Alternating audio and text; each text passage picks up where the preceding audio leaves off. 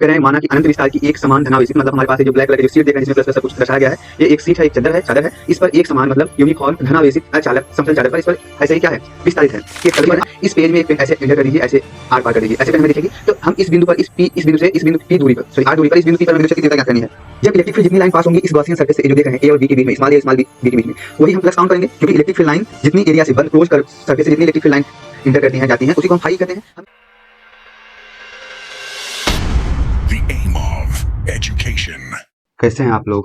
स्वागत है एक बार फिर से आप सभी का द एम ऑफ एजुकेशन संस्कंद में। आज हम लोग जो पढ़ने वाले हैं, जो रिवीजन करने वाले हैं, वो आपके गॉस का जो एप्लीकेशन है, एप्लीकेशन नंबर 2। इससे पहले हमने लॉन्ग वायर का एप्लीकेशन पढ़ लिया था। अगर हमारे पास कोई एक लॉन्ग बहुत लंबा सा वायर है, उसके निकट किसी बिंदु पी पर हमें विद्युत क्षेत्र की तीव्रता ई फाइंड आउट करने के लिए दिया जाए, उसका व्यंजक प्राप्त करने के लिए हमसे प्रश्न पूछा जाता है, तो हम वहाँ एक बेलनाकार आकार मान करके उसके बाद हम लोग सॉल्व करते हैं, जो कि हमने पढ़ा था ई इक्वल टू होता है 1/4 pi epsilon 2 lambda upon r. ठीक है ना, जिसको हम लोग पिछली वाली कक्षा में पढ़े थे। हम लोग अब आगे कंटिन्यू करते हैं। इसमें हमें पढ़ना है कि हमारे पास जो दूसरा नंबर एप्लीकेशन है, इसमें हमारे पास एक अनंत विस्तार की समतल आवेशित अचालक चादर है। इसके निकटतम बिंदु पर विद्युत क्षेत्र की तीव्रता हमें ज्ञात करनी है। ये आपसे इससे जो रिलेटेड है, आपसे कोई न्यूमेरिकल पूछ सकता है, या इससे रिलेटेड आपसे ये क्या बोलते हैं, ये व्यंजक प्राप्त करने के लिए आपसे दे देता है कि अनंत विस्तार की एक समतल आवेशित चादर है, अचालक चादर के निकटतम बिंदु पर क्षेत्र की तीव्रता ज्ञात करनी है, उसको व्यंजक प्राप्त करिए। तो आपको ये सब कुछ जो भी डेरिवेशन यहाँ हो रहा है उसको हमें डेरिवेशन करना होगा। अन्यथा जो अगर आपसे सवाल पूछता है तो आप लोग उस क्वेश्चन को इस फार्मूले का यूज करके आप क्वेश्चन यूज करेंगे। ठीक, तो आज हम लोग इसी का रिवीजन करने वाले हैं। तो देखिए हमारे पास एक इसमें कह रहे हैं हमें क्या कंसीडर करना है, पहले हम कंसीडर करेंगे उसके बाद आगे चलते हैं। कह रहे हैं माना कि अनंत विस्तार की एक समान धनावेशित, मतलब हमारे पास जो ब्लैक कलर की जो सीट देख रहे हैं जिसमें प्लस प्लस सब कुछ दर्शाया गया है, ये एक सीट है, एक चादर है, इस पर एक समान मतलब यूनिफॉर्म धनावेशित अचालक समतल चादर पर इस पर ऐसे ही क्या है विस्तारित है कि तल पर आवेश का पृष्ठ घनत्व क्या है सिग्मा है। मतलब इसका जो पृष्ठ घनत्व है, क्योंकि यह एरिया डिफाइन करेगा, क्योंकि इसका लंबाई कुछ न कुछ होगा, इसका कुछ न कुछ लंबाई होगा। यहाँ से हम सिग्मा की बात करेंगे जो क्यू अपान में क्या होता है ए होता है, दोनों तरफ लंबाई है इसलिए यहाँ ए आ रहा है, अन्यथा क्यू अपान में यल आ रहा था किसमें लैम्डा वाले में, क्योंकि लैम्डा किसका था रेखीय चार्ज घनत्व था। तो उसके लिए हम सिग्मा की बात करेंगे, यहाँ एरिया चार्ज डिस्ट्रीब्यूशन कितना है तो उसकी बात करते हैं हम यहाँ। ठीक है ना, तो यही दिए हैं हमारे पास सिग्मा इसका दे दिए हैं, चादर की जो चादर है पृष्ठ घनत्व दे दिए हैं। कह रहे हैं इस समतल चादर से आर दूरी पर, इस समतल चादर से आर दूरी पर हम मान लेते हैं ये समतल चादर है, यहाँ से हम यहाँ आर डिस्टेंस से लेते हैं, ये आर डिस्टेंस, यहाँ से एक बिंदु यहाँ बाहर पी है, इस पी बिंदु पर हमें विद्युत क्षेत्र की तीव्रता ज्ञात करनी है, विद्युत क्षेत्र की। तो यहाँ से आर दूरी पर हमने क्या मान लिया, एक बिंदु पी मान लिया, जिस बिंदु पी पर हमें क्या करना है विद्युत क्षेत्र की तीव्रता हमें ई फाइंड आउट करना है, ई कितना होगा इस बिंदु पर। ठीक है ना, इसके लिए अब हम क्या करते हैं, इसमें माना कि चादर की दूसरी ओर बिंदु पी के सम्मित, इसके सम्मित मतलब अगर हमारे पास एक पेज है, एक पेज ऐसे मान लीजिए, ये हमारे पास पेज है, ऐसे इसको थोड़ा सा टिल्ट कर दीजिए। ठीक है ना, इस पेज में एक पेन ऐसे एंटर कर दीजिए, ऐसे आर पार कर दीजिए, ऐसे पेन हमें दिखेगी।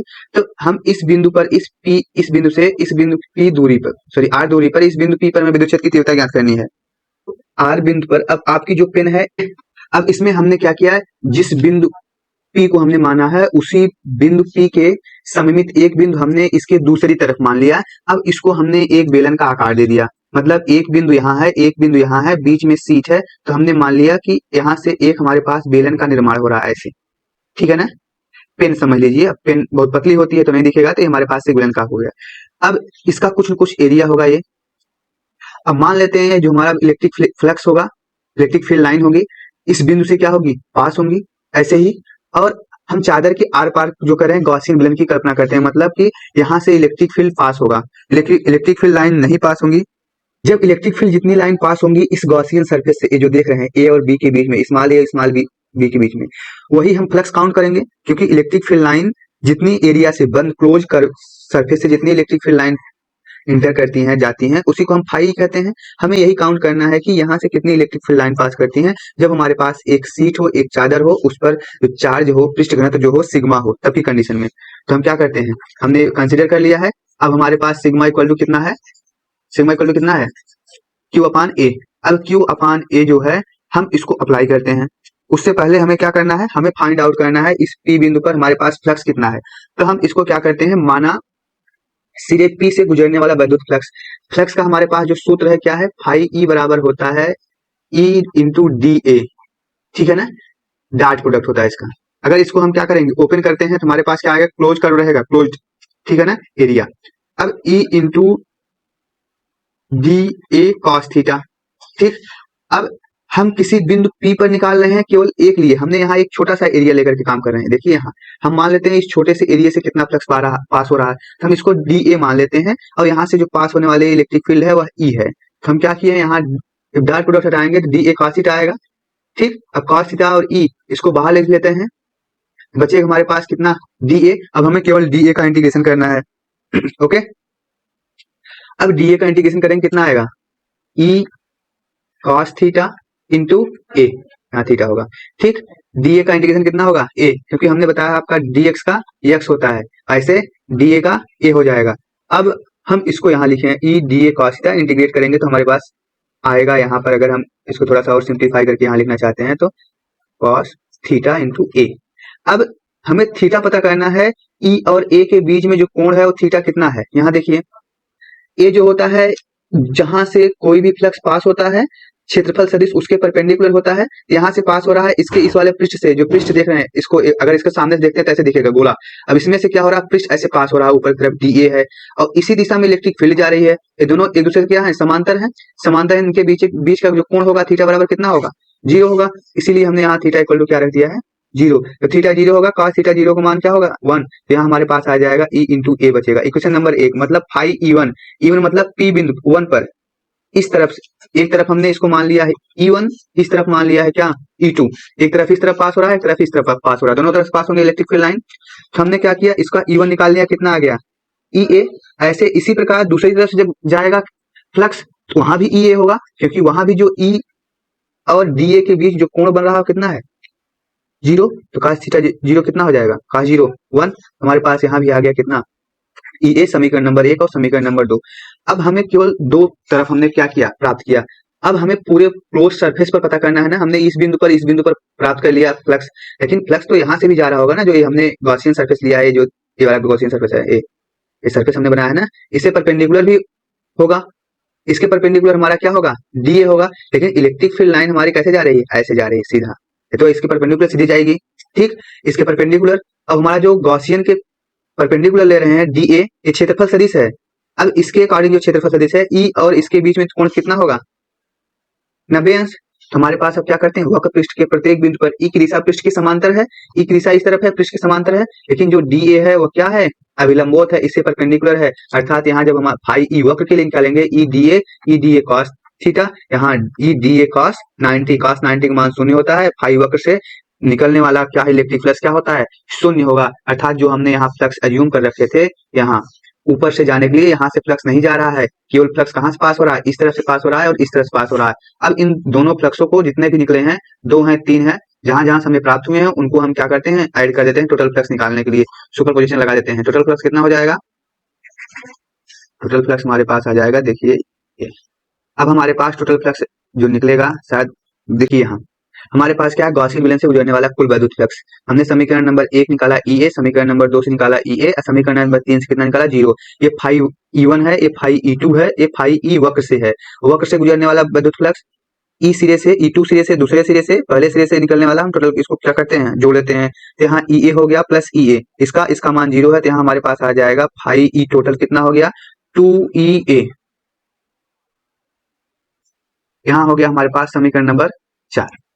अब समीकरण नंबर 4 हमारे पास हो गया। अब हम यहाँ गॉस का नियम अप्लाई करते हैं। अब हमारे पास इन दोनों दो फ्लक्स हैं, अब इन दोनों जो फ्लक्स है हमारे पास है 2EA, दो फ्लक्स मतलब दो तरफ से गुजर रहे थे। अब हम गॉस का नियम लगाते हैं। हमारे पास फाई इक्वल टू होता है, गॉस का नियम है Q अपान एप्सिलॉन। हमारे पास Q नहीं था, हमारे पास क्या दिए थे, सिग्मा। हम Q को सिग्मा के टर्म लिखते हैं, क्योंकि सिग्मा बराबर होता है Q अपान में A, पता है सबको। तो हम क्या करते हैं, यहां से हम Q निकाल लेते हैं, तो हमारे पास आ जाएगा Q बराबर हो जाएगा सिग्मा इंटू ए। तो हम Q के स्थान पर सिग्मा इंटू ए लिख दिए हैं, अपान एप्सिलॉन नॉट था, समीकरण नंबर 5। अब समीकरण नंबर जो 5 है और समीकरण नंबर ये जो 4 है, फाई ई बराबर, दोनों समीकरण दोनों फाई ई बता रहे हैं, मतलब टोटल फ्लक्स ही बता रहे हैं। अब हम क्या करते हैं, देखिए हमने क्या क्या निकाल लिया था, इससे पहले हमने निकाला इस जो हमारे पास प्लेट था, इस प्लेट से इस बिंदु P1 से गुजरने वाला फ्लक्स फाई E1 और इस बिंदु P2 से मान लेते हैं, P डैश हम यहाँ रखे थे, P2 मान लेते हैं, इसको P1 मान लेते हैं।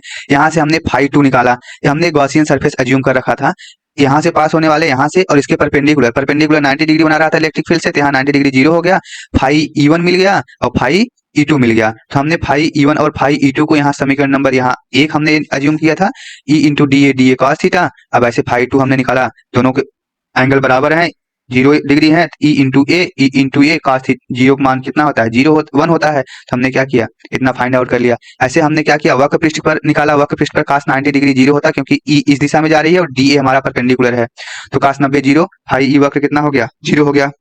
अब हम गॉसियन विलेन से गुजरने वाला कुल वैद्युत फ्लक्स निकालते हैं, जितना हमने समीकरण नंबर 1, 2 और 3 तीनों जोड़ लेते हैं, EA प्लस 0। तो यहाँ हमारे पास आ गया phi E equal to total 2 into EA। तो हम गॉस के नियम से लगाते हैं phi E equal to q upon epsilon not, मतलब टोटल जो फ्लक्स होता है जो पास हो रहा है वह उसमें जो क्लोज्ड आवेश है उसके 1 अपान एप्सिलॉन गुना के बराबर होता है। फाई E बराबर एप्सिलॉन A अपान में क्या, सिग्मा A अपान में एप्सिलॉन, सिग्मा कहाँ से रखे, Q बराबर होता है सिग्मा इंटू A, ठीक है ना। तो यहाँ से हमने Q का मान रख दिया। अब समीकरण नंबर इस वाले को 5 वाले को और समीकरण नंबर वाले इस 4 वाले को जो हमने लिखा है फाई E बराबर हमने लिखा है 2EA, इन दोनों को हम इक्वेट करते हैं। इक्वेट करेंगे तो यहाँ से A आ गया और यहाँ से A आ गया, यहाँ से हम E का मान निकाल लेते हैं, इस 2E को इधर डिवाइड कर देते हैं तो हमारे पास आ गया क्या, इसको हम नेक्स्ट पेज पे थोड़ा लिख के आपको बताते हैं। तो हमारे पास जो है,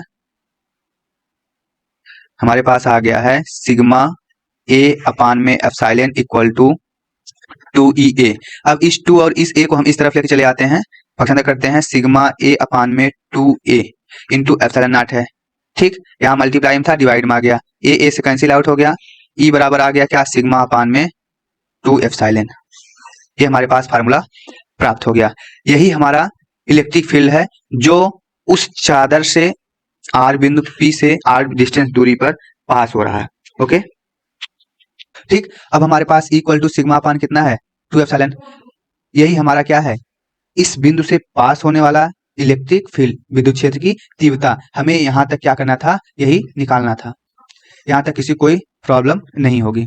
बताइए, हमें चार्ज अगर दिया रहेगा, चार्ज दिया रहेगा Q अपान A के टर्म में, हम उसको फाइंड आउट कर लेंगे, या हमारे पास सिग्मा दिया रहेगा, A दिया रहेगा, एरिया अगर नहीं दिया है तो ठीक है, लेकिन हमें सिग्मा देंगे। सिग्मा नहीं दे रहे हैं, अगर चार्ज दे रहे हैं तो हम सिग्मा इंटू A, जो हमारे पास एरिया है उससे हम क्या कर देंगे, मल्टीप्लाई कर देंगे, तो हमारे पास क्या हो जाएगा, आ जाएगा, ठीक। तो ये हमारा था क्या, किसी भी अनंत विस्तारित चादर से R डिस्टेंस दूरी पर हमारे पास जो इलेक्ट्रिक फील्ड होता है वह सिग्मा अपान 2 एप्सिलॉन होता है। ये गॉस का एप्लीकेशन जो है दूसरा नंबर है, यहाँ से प्रश्न पूछा जाता है, काफी इंपॉर्टेंट है, ठीक है ना। अब इससे संबंधित एक न्यूमेरिकल हम लोग देख लेते हैं। न्यूमेरिकल देखेंगे, जो भी है उसको आप लोग देखिएगा। ये रहा, कह रहे हैं एक समान आवेशित समतल चादर पृष्ठ आवेश घनत्व, जहां पृष्ठ आवेश घनत्व कहेगा वहां इसका मतलब क्या दिए हैं, सिग्मा दिए हैं, माइक्रो कूलाम पर मीटर स्क्वायर दिए हैं। इसको 17.7 इंटू 10 टू पावर हम 6 कर लेंगे, माइक्रो को सेंटीमीटर क्या कूलाम क्या कर देंगे, मीटर स्क्वायर कर लेंगे। और हमारे पास कह रहे हैं चादर में थोड़ा ऊपर 1 ग्राम द्रव्यमान का एक कण संतुलित की स्थिति में है। कह रहे हैं उससे ऊपर एक कण है, यहाँ हमारे पास एक पृष्ठ है, इसके यहाँ बिंदु पर एक कण है जो क्या करता है, उसको संतुलित किया रहता है। इस कण पर यहाँ एक mg फोर्स लगेगा, एक पार्टिकल्स है कोई, अब इसके संतुलित किया है। कह रहे हैं कण पर आवेश ज्ञात कीजिए, मतलब हमारे पास कह रहे हैं उस कण पर कितना आवेश होगा। आवेश निकालने के लिए हम क्या करते हैं, पहले हम यहाँ जो हमारे पास फार्मूला है उसको अप्लाई करते हैं, उसके बाद हमारे पास आवेश हो जाएगा, ठीक है ना। हम पहले इलेक्ट्रिक फील्ड निकाल लेते हैं। इलेक्ट्रिक फील्ड क्योंकि हमें सिग्मा दिए हैं, ठीक, जब सिग्मा दिए हैं, अब ये दिए हैं 1 ग्राम, ठीक, वहां से हम फाइंड आउट करेंगे। तो हमारे पास है सिग्मा, हमने उसको कन्वर्ट कर लिया 10 टू पावर -6 कूलाम में, तो हमने वहां क्या किया, equal to sigma upon 2 epsilon होता है, एप्सिलॉन मान हमें पता है 8.85 इंटू 10 टू पावर -12 होता है।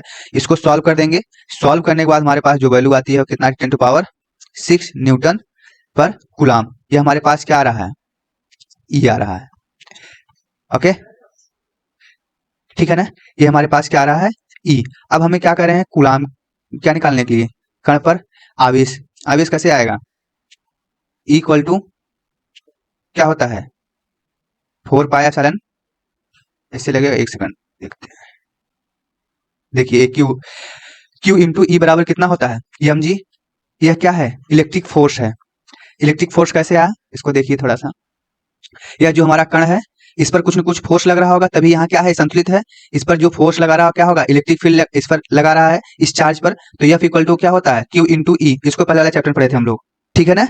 अब हमारे पास एक फोर्स इस पर लग रहा है इलेक्ट्रिक फील्ड के द्वारा, और इस पर एक पर क्या है, ग्रेविटेशनल फोर्स लग रहा है नीचे mg की तरफ। अब दोनों फोर्स अगर बराबर होंगे तभी यहाँ पर होगा। एक लोग अगर इधर से क्या कर रहे हैं, फोर्स लगा रहे हैं, एक लोग इधर से फोर्स लगा रहे हैं नीचे की तरफ, तो जब दोनों का फोर्स बराबर होगा तभी ना इक्वल होगा। तो हम इसीलिए क्या लिखे, क्यू ई बराबर एम जी के, यहाँ से क्यू बराबर हो गया एम जी अपान ई।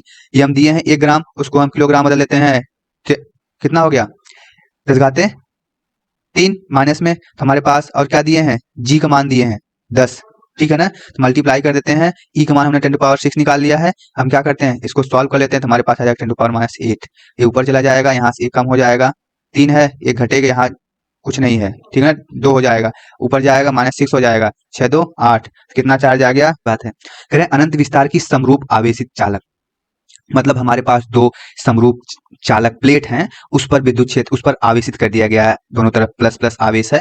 मतलब इसको ऐसे अज्यूम कर लीजिए आप, ये जो हमारे पास ये जो प्लेट है, इसके इस तरफ भी, इसके पिछले तरफ भी, दोनों तरफ क्या है, अब सोच लीजिए आपका जन्म नहीं हुआ था, नहीं, हम तो जन्म ले लिए थे धरती पर, ठीक है ना। तो तब के लिए हमारे पास अगर किसी बिंदु पी आर डिस्टेंस पर हमारे पास अगर इलेक्ट्रिक फील्ड ज्ञात करना होगा, तो हम कैसे ज्ञात करेंगे। अब इस जो प्लस चार्ज यहाँ देख रहे हैं आवेशित है, इसकी वजह से यहाँ इलेक्ट्रिक फील्ड लाइन इधर निकल रही होंगी, और इसकी वजह से इलेक्ट्रिक फील्ड लाइन यहाँ भी होंगी। अब ये जहाँ ये पॉजिटिव है, इसकी वजह से क्या होगा, यहाँ एक निगेटिव चार्ज क्रिएट हो रहा होगा, और इसकी पॉजिटिव की वजह से यहाँ एक निगेटिव चार्ज क्रिएट हो रहा होगा, ठीक है ना। अब यह पॉजिटिव चार्ज इस निगेटिव चार्ज को अट्रैक्ट करेगा, ये पॉजिटिव इस निगेटिव चार्ज को। अब ये आपस में क्या कर रहे हैं, रिपल कर रहे हैं, एक इधर फोर्स लगा रहा है, एक इधर फोर्स लगा रहा है, ठीक। वही हम इसमें मानते हैं, माना कि अनंत विस्तार की एक समरूप आवेशित चालक प्लेट, जिनके बाह्य पृष्ठ पर आवेश घनत्व सिग्मा दिए हैं, मतलब बाह्य पृष्ठ पे, बाहर की तरफ, अंदर की तरफ नहीं बताएं, केवल बाहर बाहर बताएं। और प्लेट से आर डिस्टेंस दूर बिंदु पी पर हमें विद्युत क्षेत्र की तीव्रता ज्ञात करनी है। प्लेट चालक दोनों पृष्ठ पर आवेश वही होगा जो पृष्ठ 1 पर होगा, अर्थात जो यहाँ पर है वही पीछे भी है, ठीक। तो हमारे पास इस पृष्ठ के लिए, फर्स्ट वाले पर के लिए हम पृष्ठ केवल दिखाए हैं, ये आप बीच वाला जो भाग दिख रहे हैं ना, ये वाला है, पतला सा दिख रहा है। अच्छा, अगर एक पेज को, चद्दर को ऐसे खींच के आपके सामने दिखाया जाए, तो इसका जो पतला वाला सिरा है वही दिखेगा। अब इस तरफ वाला सिरा इस तरफ वाला नहीं दिखेगा, उसको हमने ये जो ये वाला सिरा है, इसको हम थोड़ा सा ऐसा ऐसे बना दिए हैं, ये है, बहुत मोटा है, ठीक है ना। अब इस तरफ भी, इस तरफ प्लेन होगा, उस पर चार्ज रखा गया है, ठीक है ना। तो इस पर जो चार्ज होगा वह किसके बराबर होगा, एक E1 होगा, एक E2 होगा, सिग्मा अपान 2 एप्सिलॉन और सिग्मा अपान 2 एप्सिलॉन। अब sigma upon 2 epsilon, sigma upon 2 epsilon क्या हो जाएगा, इसको हम टोटल दोनों तरफ वही होगा, पृष्ठ समान है, तो हमारे पास सिग्मा अपान 2 एप्सिलॉन हो गया, इसका भी उसका भी, दोनों हम एक ही दिशा में, अर्थात प्लेटों के कारण बिंदु P पर विद्युत क्षेत्र की तीव्रता हमें ज्ञात करनी है। तो हम क्या करते हैं, दोनों को ऐड करते हैं सुपरपोजिशन के नियम से, E1 E2 एडिशन, ठीक है ना। तो हमारे पास आ गया sigma upon 2 epsilon, sigma upon 2 epsilon, हर बराबर है 2 upon 2 sigma upon 2 epsilon, 2 2 cancel हो गया, हमारे पास जो रिजल्ट आ गया कितना आ गया, सिग्मा अपान 2 एप्सिलॉन। तो हमारे पास जो है इलेक्ट्रिक फील्ड इंटेंसिटी मिल गई है, कितना, E equal to sigma upon 2 epsilon. कर रहे हैं यहाँ नोट में, धन आवेशित चालक प्लेट के निकटतम विद्युत क्षेत्र की जो दिशा होती है, प्लेट के लंबवत तथा प्लेट से दूर दिखाई दृष्ट होती है। मतलब अगर यहाँ हम क्या करते हैं, ई की दिशा दिखाते हैं, जो हमने यहाँ इलेक्ट्रिक फील्ड निकाली है, इलेक्ट्रिक फील्ड निकालनी है, यह इससे प्लेट से दूर दिखाते हैं, क्यों, क्योंकि प्लस आवेश जो होता है वह इलेक्ट्रिक फील्ड दूर दिखाता है। अब पॉजिटिव चार्ज से इलेक्ट्रिक फील्ड ऐसे निकलती है ना, और निगेटिव चार्ज से क्या होती है, इलेक्ट्रिक फील्ड ऐसे, ठीक है ना, इलेक्ट्रिक फील्ड लाइन जो हम दिखाते हैं। तो यहाँ जो इलेक्ट्रिक फील्ड लाइन होगी, इस चादर के क्या होगी, परपेंडिकुलर होगी, यहाँ 90 डिग्री बना रही होंगी। तो हमारे पास क्या हो गया, ये इनका कॉन्सेप्ट था, ये क्लियर कर रहे हैं, इतना हो गया ना। ये रहा हमारा क्या, थर्ड एप्लीकेशन, ओके। अब इन दोनों एप्लीकेशन में जो आज हम लोग पढ़े हैं अभी, उसमें कहीं किसी को कोई प्रॉब्लम हो तो आप लोग बता दीजिए, बोलो। तीनों एप्लीकेशन में शायद यही आपके सिलेबस में है, अगर और होगा आप लोग बता देंगे। अभी हमारे पास बुक नहीं है यहाँ पर इस समय, क्योंकि हम बुक नहीं ले पाए थे, ठीक है ना, तो कंफर्म कर देंगे।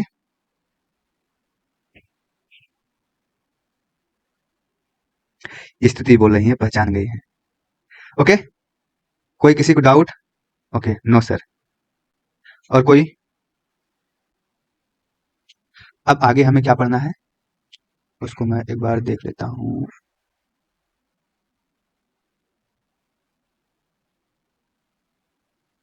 हमने 2 एप्लीकेशन पढ़ा है, एक ये हमने पढ़ रखा है अनंत लंबाई की एक समान आवेशित सीधे तार पर निकट विद्युत क्षेत्र तीव्रता। और एक हमने क्या पढ़ा कि अनंत विस्तारित कोई धनावेशित अचालक प्लेट है, उसके जो आर बिंदु डिस्टेंस पर वहां पर अगर हमें विद्युत क्षेत्र की तीव्रता निकालनी हो, हमने ये पढ़ा। और हमने एक तीसरा हमने क्या पढ़ रखा है, तीसरा हमने पढ़ा कि अगर कोई समतल हो अनंत विस्तार समरूप आवेशित दोनों तरफ से समान हो, उसके लिए हमारे पास जो इलेक्ट्रिक फील्ड निकालनी है, विद्युत क्षेत्र की तीव्रता निकालनी है, हमने ये पढ़ रखा। ठीक है ना। इन ओके ठीक है। गुड इवनिंग प्रियांशु पाल, मतलब राहुल पाल। ओके, और राहुल क्या हाल चाल है?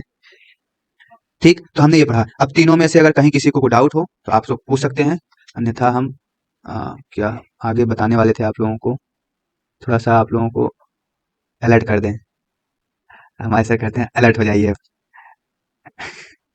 बात दिमाग में आ गई है तब कहाँ से जाने वाली है। ये सब हो गया है, ठीक है ना।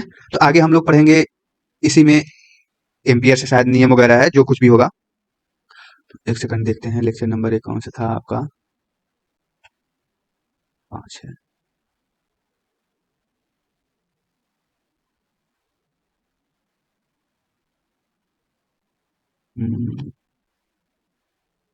पहले सेव करना होगा, जाने दो, छोड़ो, सेव नहीं करना मुझे। ठीक है ना। तो इसको आप लोग रिवाइज कर लेंगे और एक बार देख लेंगे। हाँ, ये रिवीजन क्लास था, मतलब क्योंकि काफी लोग कह रहे थे कि गॉस वाला थोड़ा टफ है सर, तो इसलिए मैंने इसका रिवीजन कर दिया।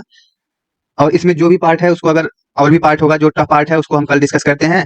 वरना उसके बाद हम लोग जो पढ़ रहे थे विद्युत चुंबक वाला, जो चुंबक वाला पार्ट जो चल रहा था, जहां हम लोग पढ़ रहे थे क्या एम्पियर्स का नियम पढ़ रहे थे, कहीं पर पथरी ला पढ़ रहे थे, उसको हम कंटिन्यू करेंगे।